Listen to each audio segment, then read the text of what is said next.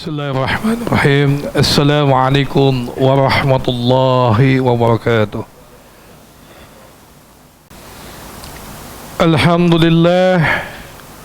Alhamdulillahilladzi allafa baina qulubina wa asbahna bi ni'matihi ikhwana. Ashhadu an la ilaha illallah wahdahu la syarika lah.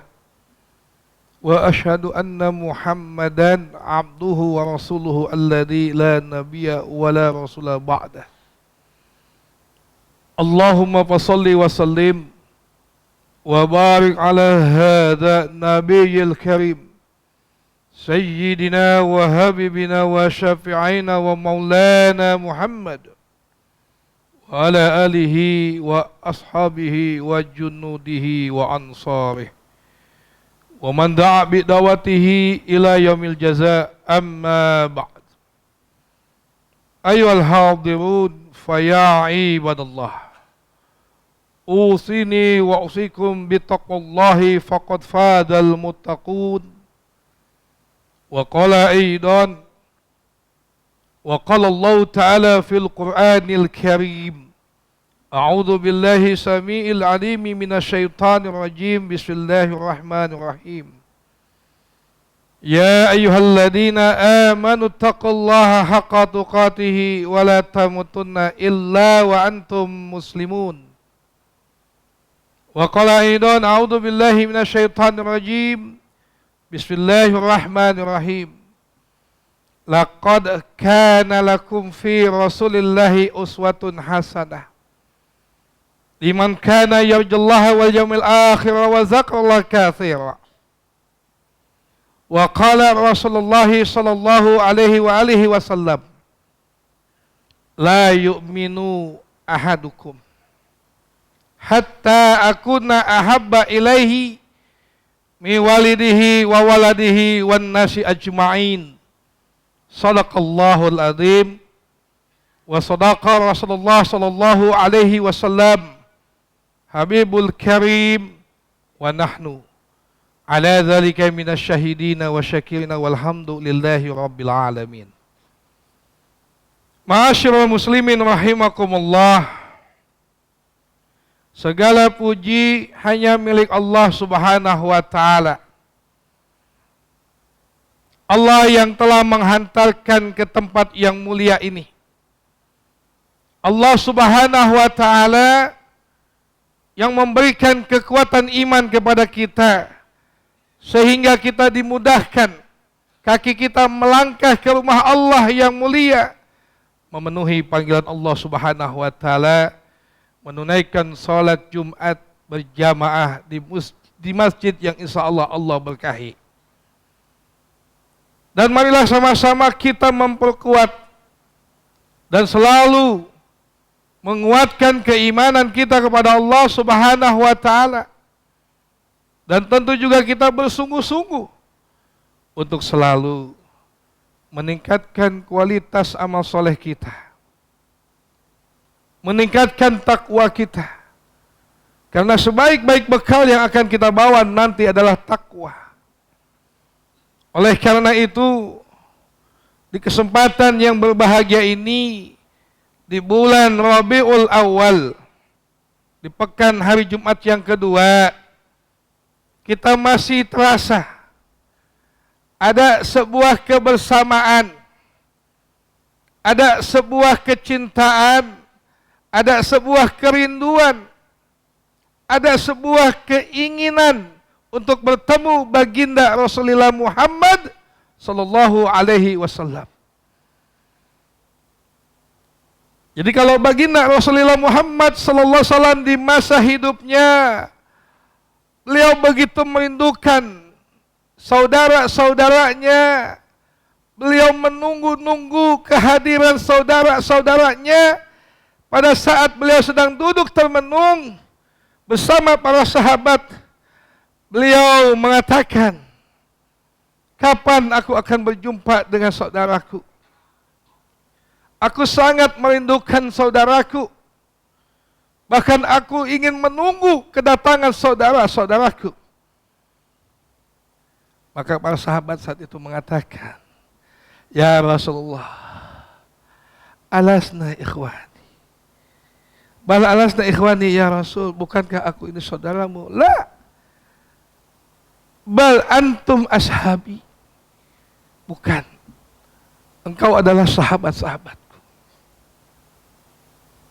Saudara-saudaraku adalah orang-orang yang ketika mengimaniku, beriman kepadaku, di saat mereka tidak pernah berjumpa denganku, tidak pernah membersamaiku. Dan ini merupakan sebuah hal yang takjub. Kalau orang beriman bertemu dengan orang yang diimaninya secara langsung, itu wajar. Tapi ini beriman kepada seseorang yang tidak pernah kita jumpai, tidak pernah kita melihat sama sekali seperti apa sosok beliau, baginda Rasulullah Muhammad sallallahu alaihi wasallam. Lam yaruni ma bihim imani. Mereka tidak pernah melihatku, tapi mereka beriman kepadaku.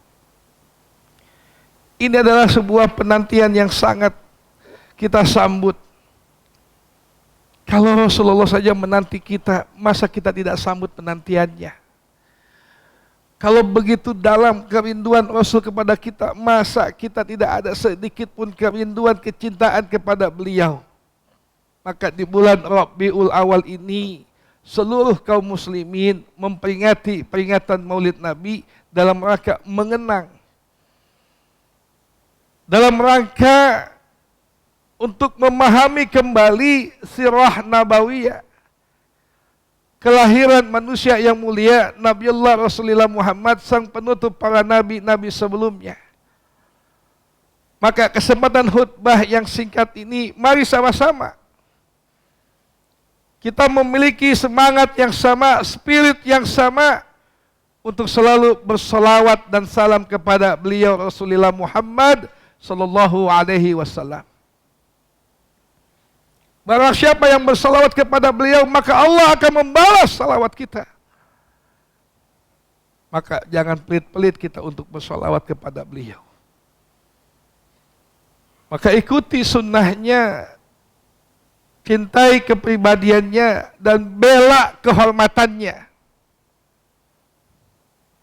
Sampai dalam mukadimah tadi khatib menyampaikan, la yu'minu ahadukum, tidaklah beriman di antara kalian, hatta akuna, sehingga aku lebih dicintainya, ahabba ilahi. Akuna ahabba ilahi, sehingga aku dicintainya, kata Rasul, min walidihi, daripada orang tuanya, wa waladihi, anak-anaknya, wan nasi ajmain, dan seluruh manusia yang ada di alam semesta ini. Bisa kita bayangkan permintaan Rasulullah sallallahu alaihi wasallam dikabul oleh Allah Subhanahu wa taala. Dan dipertegas dalam surat Al-Imran ayat ke-31. A'udzu billahi minasyaitonir rajim. Bismillahirrahmanirrahim. Qul, katakanlah wahai Muhammad, in kuntum tuhibbunallaha fattabi'uni yuhibbukumullah wa yaghfir lakum dzunubakum wallahu ghafurur rahim. In kuntum tuhibbunallah fattabi'uni, jika benar-benar kalian mencintaiku, kata Allah, fattabi'uni, ikuti apa yang didakwahkan, apa yang disampaikan oleh baginda Rasulullah Muhammad sallallahu alaihi wasallam yang ada di dalam Al-Qur'an. Maka Al-Qur'an adalah imam bagi kita. Mukjizatnya baginda Rasulullah Muhammad sallallahu alaihi wasallam. Maka pantas Sayyiduna Ibnu Katsir rahimahullah mengungkapkan dalam tafsirnya, jika seorang itu beriman kepada Allah dan Rasulnya, maka niscaya dia tidak ada sedikit pun rasa berat, tidak ada sedikit pun rasa kesusahan dan kepayahan ketika mengamalkan, mengaplikasikan apa yang di dalam Al-Quran dan maupun sunnah-sunnah Rasulullah Sallallahu Alaihi Wasallam, baik perkataannya, perbuatannya, ketetapannya, sifat-sifatnya, karakteristiknya. Dan jika itu tidak ada sedikit sama sekali, dan bahkan ada yang tidak ditunaikan sama sekali, atau salah satu di antaranya tidak dikerjakan sama sekali, maka dia telah berdusta keimanannya pada Allah dan Rasulnya. Bisa bayangkan, salah satu di antara saja dari sekian banyak yang disampaikan oleh Rasulullah, dari sekian banyak apa yang dicontohkan oleh Rasulullah, salah satu di antaranya, maka telah nampak kedustaan keimanannya pada Allah dan Rasulnya. Ikhwatul iman yang dirahmati Allah Subhanahu wa Ta'ala.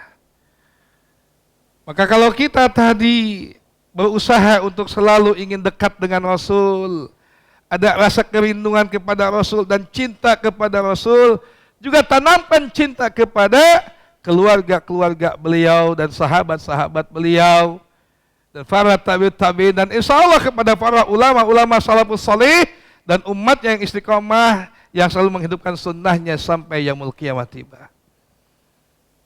Hadirin jamaah sidang Jumat rahimakumullah. Dalam kesempatan khutbah hari ini, khatib ingin menguraikan tentang bagaimana kita memahami secara utuh tentang arti sunnah dan bagaimana cara kita mencintai Rasulullah SAW dengan sunnah-sunnahnya. Maka mari kita sama-sama meninjau dari dua sisi, baik secara etimologi maupun terminologi. Ditinjau dari secara etimologi atau bahasa atau lughah, sunnah itu merupakan at-tariqah, tariq atau sirah, jalan. Jalannya kehidupan Rasulullah Sallallahu Alaihi Wasallam.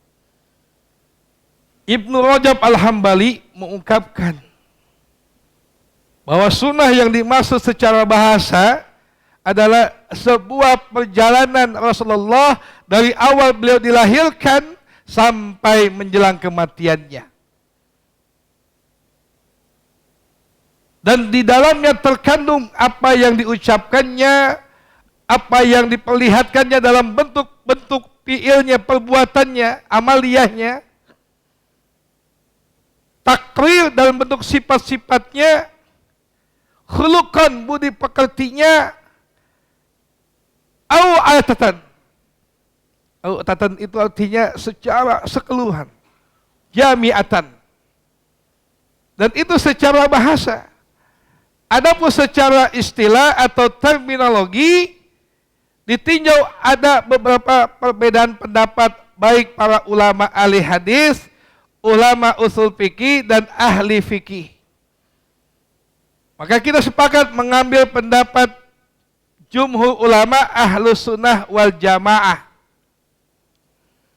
bahwa secara istilah sunnah itu adalah qaulan wa fi'lan wa taqriran wa sifatan wa khuluqan hasanatan au sayyi'atan. Maka ditinjau dari sisi istilah, menurut ahli hadis, bahwa sunnah itu merupakan perkataan baginda Rasulullah Muhammad Sallallahu Alaihi Wasallam, dan serta perbuatan-perbuatannya, serta ketetapan-ketetapannya, dan serta perangainya. Bahkan mengimani dan membenarkan dan tidak menyalahkan apa yang dilakukan oleh para sahabat-sahabatnya. Ini merupakan pendapat ulama ahlus sunnah wal jamaah tentang mendefinisikan sunnah secara bahasa dan istilah. Maka sesuatu yang dilakukan oleh Nabi ataupun para sahabat-sahabatnya, maka itu merupakan sunnah. Sunnah Nabi dan sunnahnya Khulafaur Rasyidin. Maka salah satu contoh yang bisa kita ambil ketika pelaksanaan sholat Jumat hari ini yang kita lakukan, maka di masjid ini terdapat sebuah azan 2 kali yang dikumandangkan. Dan ini pendapat sunnah yang harus sama-sama kita hormati dan kita hargai. Begitupun juga dalam hal ibadah, yakni salat. Sallu kama ra'aitumuni usolli. Salatlah kamu sebagaimana aku salat. Maka ketika Rasulullah salat, berbagai macam varian yang diperlihatkan oleh Rasulullah kepada sahabat-sahabatnya. Maka tidak lagi menjadi pertentangan yang sengit, tidak lagi menjadi perdebatan yang menghabiskan waktu, yang menyebabkan umat rapuh, yang tidak mengedepankan ukhuwah untuk mengedepankan persatuan ummah. Jadi kalau kita cinta Rasulullah, maka kita ingin menghidupkan sunnah Rasulullah, maka yang paling utama kita jaga ukhuwah. Maka harus kita jaga persatuan ummah. Sebagaimana Rasulullah SAW memberikan wasiat kepada kita, taraktu fikum amrayni lan tadillu bima tamaksaktum bihima kitabullah wa sunnata rasulih. Aku titipkan 2 perkara. Aku titipkan 2 wasiat yang mulia ini, yakni Quran dan Sunnah. Jika kamu berpegang dengan Quran dan Sunnah ini, niscaya lan tadillu, niscaya kamu tidak akan sesat selama-lamanya. Artinya, mengapa umat ini sulit dipersatukan? Karena ada sesuatu yang mesti kita luruskan dan mesti kita satu pahamkan. Bagaimana menjaga umat itu lebih penting daripada kita meributkan sebuah perbedaan. Belum lagi kita melihat contoh hadis yang lain, khud manasikakum. Ambillah manasik dariku, kata baginda Rasulullah Muhammad sallallahu alaihi wasallam. Tapi yang paling terpenting adalah ketika ibadah haji itu adalah merupakan simbol persatuan umat. Coba kita perhatikan. Ketika saudara-saudara kita menunaikan ibadah umrah atau menunaikan ibadah haji, tidak ada perbedaan apapun yang diperdebatkan pada saat itu. Semuanya menyatu, mengucapkan kalimat talbiyah, mengucapkan kalimat la ilaha illallah Muhammad Rasulullah. Ini harus menjadi pelajaran buat kita. Maka bagaimana cara kita mencintai Rasulullah SAW? Yang pertama, cintai beliau dari sisi kehidupannya. Kalau kita betul-betul serius, bersungguh-sungguh untuk mencintai kehidupan Rasulullah SAW yang kita implementasikan dalam kehidupan kita hari ini, niscaya keberkahan akan turun selalu dari Allah Subhanahu wa Ta'ala. Ini masalahnya apa? Masalahnya ketika kita bicara mencintai Rasul, tapi mencintai Rasulnya tidak secara utuh dan tentu juga tidak secara baik dan benar. Apa yang kita lakukan sesuai apa yang kita inginkan atau sesuai dengan hawa nafsu kita. Coba kita perhatikan. Bagaimana kehidupan berbangsa dan bernegara kita hari ini? Bagaimana kehidupan masyarakat kita hari ini? Bagaimana kehidupan rumah tangga kita hari ini? Coba kita perhatikan. Kalau benar-benar kita mencintai Rasulullah, yang sama-sama kita pahami hadis tadi, hatta akuna ahabba ilaihi min walidihi. Mencintai Rasulullah itu adalah sebuah kedudukan yang sangat tertinggi, yang tidak bisa dibandingkan kecintanya kepada siapapun, hatta atau kepada orang tua kita pun sekalipun, orang tua kita, anak-anak kita, atau teman-teman kita, maka tidak boleh menggeser kedudukan kecintaan kita kepada Rasul. Kedudukan kecintaan kita kepada Rasul adalah kedudukan yang sangat tertinggi setelah Allah Subhanahu wa Ta'ala. Dan itu yang harus diajarkan pada diri kita, keluarga kita. Yang kedua, Bagaimana kita menjaga kehormatan beliau? Salah satu bentuk kecintaan kita kepada Rasul, kita jaga kehormatannya. Pernah suatu saat ada sebuah penghinaan kepada Rasulullah sallallahu alaihi wasallam. Berapa persen yang mengaku umatnya Nabi Muhammad sallallahu alaihi wasallam ada rasa untuk membelanya? Bahkan siap menaruhkan nyawanya, mempertaruhkan nyawanya untuk membela kehormatan Rasulullah sallallahu alaihi wasallam. Padahal tadi saya sampaikan di awal mukadimah khatib, di awal mukadimah khutbah, begitu mendalam kerinduan Rasul kepada kita, begitu tinggi kecintaan Rasul kepada kita, sampai di akhir hayatnya beliau mengatakan ummati, ummati, ummati. Yang diingat bukan istri dan anaknya, bukan sahabat-sahabatnya, tapi kita oleh beliau. Maka tunjukkan pembelaan kita kepada beliau. Kalau betul-betul kita cinta kepada Rasulullah sallallahu alaihi wasallam, kalau betul-betul kita mengaku sebagai umatnya Nabiullah Muhammad sallallahu alaihi wasallam. Jadi maulid bukan sekedar diperingati saja.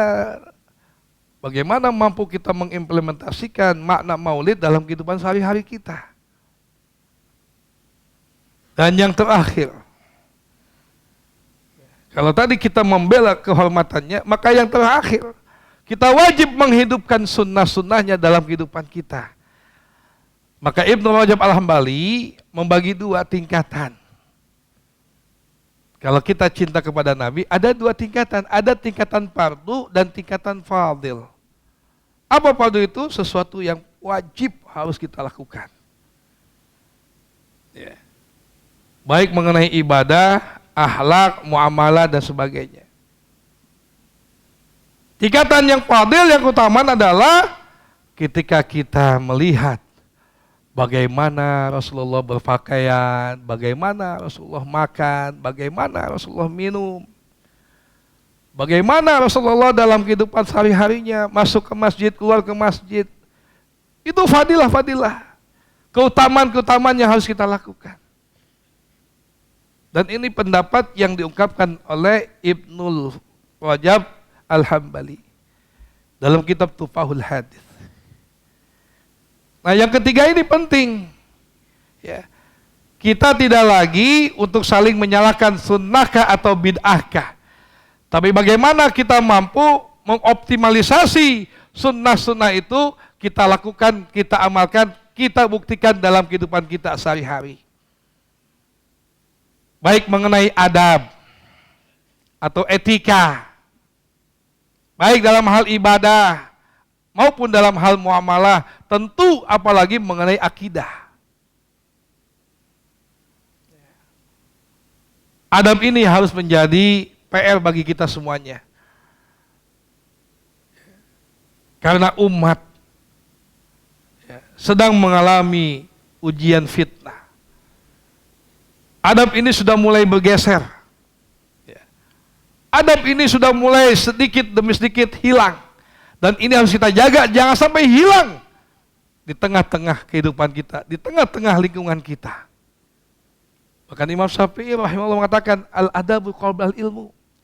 Al-adabu qoblal ilmu. Adab itu harus didahulukan sebelum ilmu. Coba kita perhatikan. Bagaimana hadis Rasulullah menyampaikan kepada sahabatnya dan tentu disampaikan kepada kita. Hormatilah yang tua dan sayangilah yang muda. Ucapkanlah salam dari yang sedikit kepada yang banyak, yang berkendara kepada yang jalan, yang duduk kepada yang berdiri. Dan ini harus kita perhatikan. Dan adab-adab itu sudah mulai hilang. Tidak lagi ada sopan santun. Seorang murid kepada guru, seorang pemuda kepada yang tua, anak kepada orang tua kepada anak. Masya Allah. Dan ini adalah sebuah fitnah yang sangat ditakuti dan dikhawatirkan oleh Rasulullah Sallallahu Alaihi Wasallam. Ketika Rasul meminta kepada Allah, maka permintaan Rasul tidak dikabul. Apa permintaannya? Agar umatku terhindar dari fitnah agama. Dan itu nggak dikabul sama Allah. Dan hari ini terjadi. Jadi kalau orang mukmin merasa mukmin, kalau dia sholat subuh kesiangan aja sudah nggak menjadi beban, tidak menjadi rasa bersalah yang besar, maka itu fitnah agama. Mengaku seorang muslim tapi tidak sholat 5 waktu, itu fitnah agama. Karena tidak menjadi beban dan tidak merasa berdosa. Tidak mau menunaikan sholat Jumat dengan berbagai macam kesibukan dan berbagai macam alasan, itu fitnah agama. Kenapa? Karena dianggap hal yang biasa. Riba dianggap biasa. Mencaci maki, kebohongan dianggap biasa. Dan itu fitnah agama. Dan hari ini fitnah agama itu sedang kita masuki. Maka kita berdoa pada Allah Subhanahu wa taala, Allahumma ya muqallibal qulub tsabbit qalbi ala dinik. Semoga Allah kuatkan keistiqomahan kita dalam beriman beragama. Dan insyaallah dengan peringatan Maulid ini, dalam khutbah Jumat yang singkat ini tentang Maulid, kita sama-sama kembali menghidupkan sunnah Rasulullah sallallahu alaihi wasallam. Barakallahu wa lakum fil Qur'anil azim wa nafa'ani wa iyyakum bima fihi minal ayati wa dzikril hakim. Aqulu qouli hadza astaghfirullahi wa lakum. Alhamdulillah. Alhamdulillahilladzi anzala sakinatan fi qulubil mu'minin yasdadu imanan ma'a imanihim. Asyhadu an la ilaha illallah wahdahu la syarikalah wa asyhadu anna Muhammadan abduhu wa rasuluhu alladzi la nabiyya wa la rasula ba'dah. Allahumma shalli ala Muhammad wa ala alihi wa sahbihi ajmain. Amma ba'd. Ayyuhal hadirun fa ya ibadallah, usini wa usikum bittaqwallahi wa ta'atihi la'alakum tuflihun. Wa qala aidan a'udzu billahi minasyaitonir rajim. Bismillahirrahmanirrahim. Innallaha wa malaikatahu yusholluna 'alan nabi. Ya ayyuhalladzina amanu shallu 'alaihi wa sallimu taslima. Dalam kesempatan khutbah yang kedua ini, mari sama-sama kita bermohon kepada Allah Subhanahu wa taala. Kita berdoa kepada Allah Subhanahu wa taala agar Allah mengabulkan permintaan kita, agar Allah mengabulkan doa-doa kita, agar Allah selalu menjaga keimanan kita, agar Allah memberikan ketetapan iman kita sampai kita diwafatkan dalam keadaan husnul khatimah. Allahumma shalli ala Muhammad wa ala alihi washabihi ajmain bi rahmatika ya Allah ya arhamar rahimin. Allahumma ighfir lana lil mu'minina wal mu'minat wal muslimina wal muslimat al ahya'i minhum wal amwat innaka sami'un qaribun mujibud da'wat ya qadiyal hajat. Allahumma ighfir lana wa li walidayna warhamhum kama rabbayana shighara. Allahumma inna nas'alukal huda wa tuqa wal afafa wal ghina. Allahumma ansur ummatan Rasulullah Muhammad sallallahu alaihi wasallam. Allahumma yarham ummatan Rasulullah Muhammad sallallahu alaihi wasallam. Allahumma ighfir lahum ummatan Rasulullah Muhammad sallallahu alaihi wasallam. Rabbana atina fid dunya hasanah wa fil akhirati hasanah wa qina adzabannar. Walhamdulillahi rabbil alamin. Ibadallah, innallaha ya'murukum bil adli wal ihsan wa ita'i dzil qurba wa yanha 'anil fahsya'i wal munkari wal baghi ya'idukum la'allakum tadhakkarun wa la dzikrullahi akbar. Aqimis shalah.